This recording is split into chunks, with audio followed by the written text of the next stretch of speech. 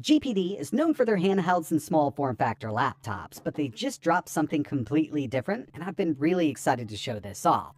What we've got here is the brand new GPD box. It's a full-blown mini PC, and they put Intel's brand new Panther Lake inside.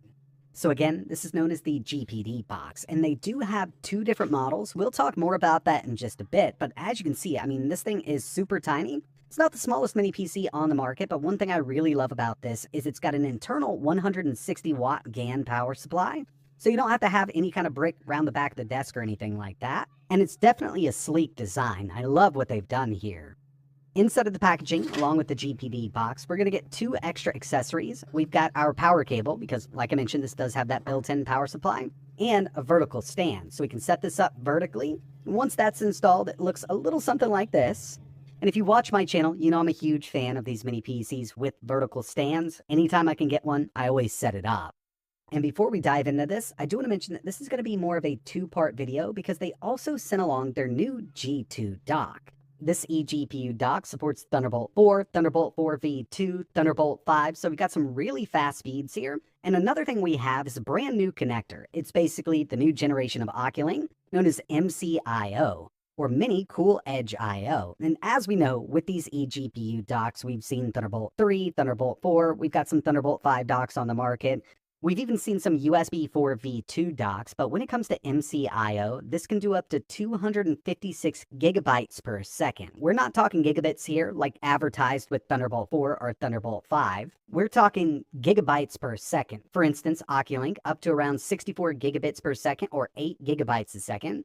Thunderbolt 5 can theoretically do up to 15 gigabytes per second. Thunderbolt 4 is 5, and USB 4 V2 is up to 10. You can see the bandwidth here is just out of this world when you compare it to the others. But there is one downside about the MCIO port. It's only available on the lower end model of the GPD box. And what I've got here is the Panther Lake with the B390. So we do not have that port, but we can still test USB 4 V2 in a later video. And we're going to see some really great performance out of that anyway.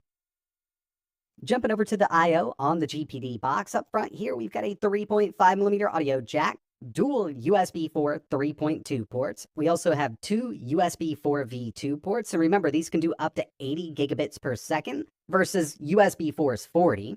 Up top, we've got our power button / fingerprint sensor. We can easily log into our PC from here, and it's got a nice little LED ring around it. Finally, around back here, we've got two more full-size USB 3.2 ports, full-size DisplayPort, full-size HDMI, dual 2.5 gigabit Ethernet, and our power input. It's got that built-in 160 watt GaN power supply, so no brick required.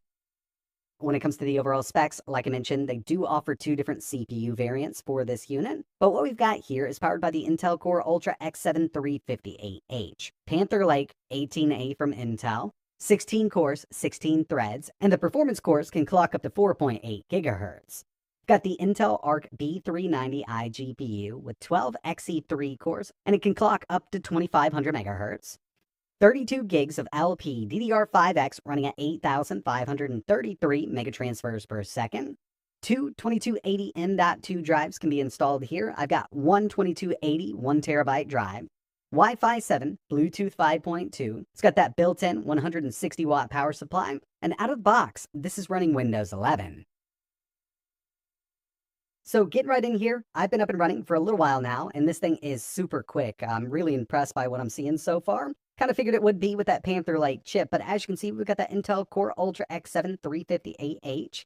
Got 32 gigs of RAM running at 8,533 megatransfers per second. And of course, the Intel Arc B390 iGPU with up to 18 gigs dedicated out of the box. And this can be changed from the Intel graphics software. So we go to graphics here. We've got the shared GPU and NPU memory override. You can set this however you'd like. I'm going to leave it right there at 18 gigs. And since we've got that B390, we do have access to XeSS multi-frame generation directly from here.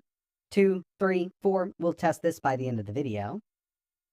The first thing I did here was actually take a look at the BIOS, and it is unlocked, but I can't say for sure if the final production unit will be unlocked. But with this, it's an earlier one. I can basically change anything over there, but I really didn't need to because we've got some software that's going to allow us to kind of adjust the performance. This is the new GPD tool, and it's being constantly updated. From the top, we've got our TDP. We can go down to 9 watts, all the way up to 80 watts here. We've also got a low, mid, high range up to 65.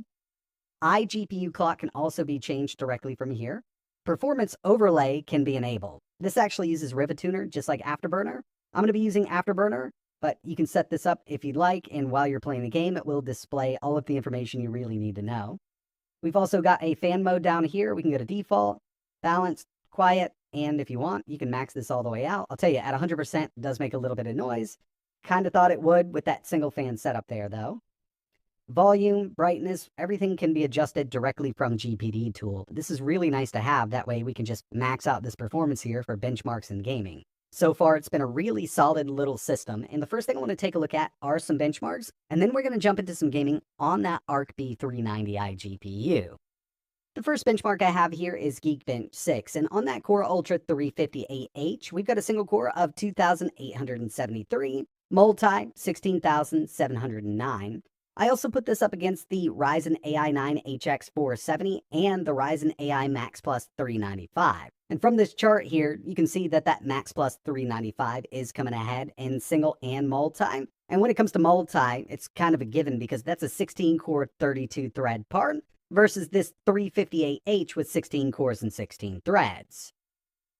Next, we've got Cinebench R24. Single core on the 358H is 124, coming ahead of that Apple M1 Max, M1 Ultra, all the way down the list. But moving over to multi, you can see it's kind of fallen behind that M1 Ultra and even the Intel Xeon W3265M. We got a total score here on multi of 1,237.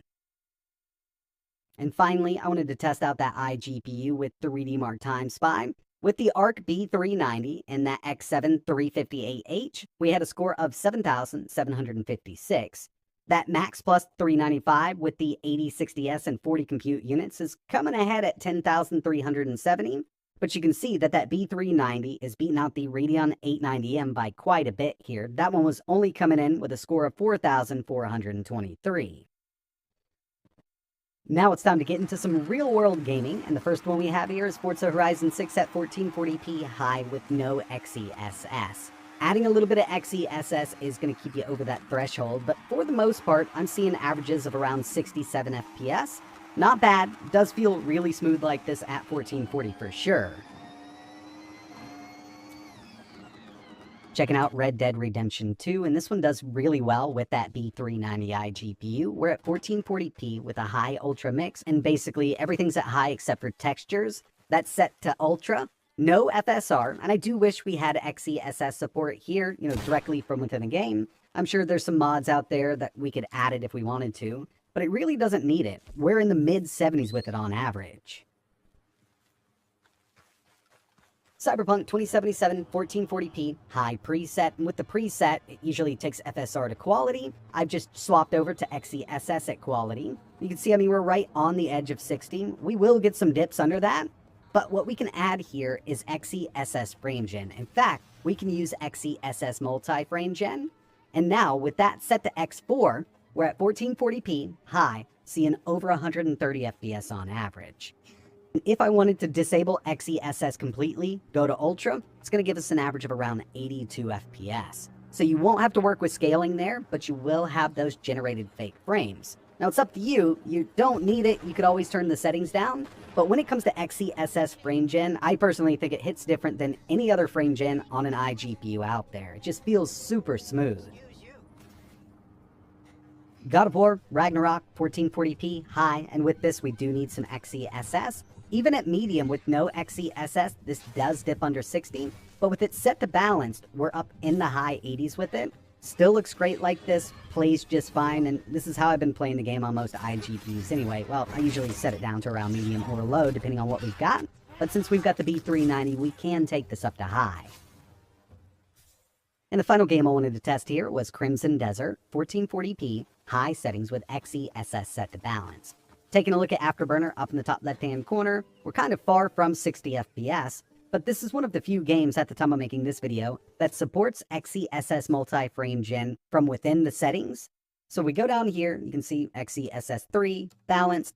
We're going to turn frame gen on, and we're going to take it to 3 instead of 4. I find that with this game here, 2 and 3 is a nice sweet spot. Going up to 4x with this game, since it's so hard on this iGPU, it does introduce a little bit of ghosting, but at 3x, it's really smooth, and we're seeing an average of around 114 FPS out of Crimson Desert on an iGPU. And yeah, it would be nice to be able to play all these games at 1440p Ultra with no frame gen, but that's not the case. That's not the reality right now. You definitely need a high-end GPU, and they're going to cost a grip at the time of making this video. Even something like this isn't going to be cheap, but if you're looking for a small form factor unit, I do think that Panther Lake is actually a really awesome choice for everyday work and gaming. You just got to know what to expect. With some of these games going up to 1440, you will need some frame gen to kind of smooth it out. Before I wrap this video up, the final thing I wanted to talk about here was total system power consumption from the wall. So this is total CPU, GPU, drives, fans, everything. I'm using a kilowatt meter at the wall, and this can be very important to people in areas that have very high energy costs. And keep in mind, I'm in performance mode through all of this testing. At idle, it's pulling 8 watts. 4K video playback jumps up to around 12 watts. And 1440p gaming, everything we saw here, on average, around 72 watts. And as for CPU temps, these were looking great, and from the GPD tool, I'm in balanced mode on that fan profile. Average gaming, 67 degrees Celsius, which was way lower than I thought it would be, and through all of my benchmarks and everything, I only hit a maximum of 82 degrees Celsius. So yeah, the cooling system here that GPD has implemented is working really well for this chip. So far, I'm really liking what GPD has done with this mini PC. With that Panther Lake chip, we're seeing some great performance. Even at lower wattages, it does perform quite well. Very sleek design, not going to take up much space. USB 4 V2 up front is really nice. This 358H version also came with that MCIO connector. Now, I'm not exactly sure why it didn't. It might be a chipset limitation, but we've got that V2 up front, so we can still get some pretty decent performance out of the G2 eGPU dock. And that'll be my next video, but I'd love to know from you in the comments below what GPU we should pair up with this. We could go with something high-end like the RTX 5080 or even an RX 9070. Or we could go low end. I'd personally like to test an art card with it, but it's up to you. So let me know in the comments below what GPU you want to see paired up with the G2 and the GPD box. I'll have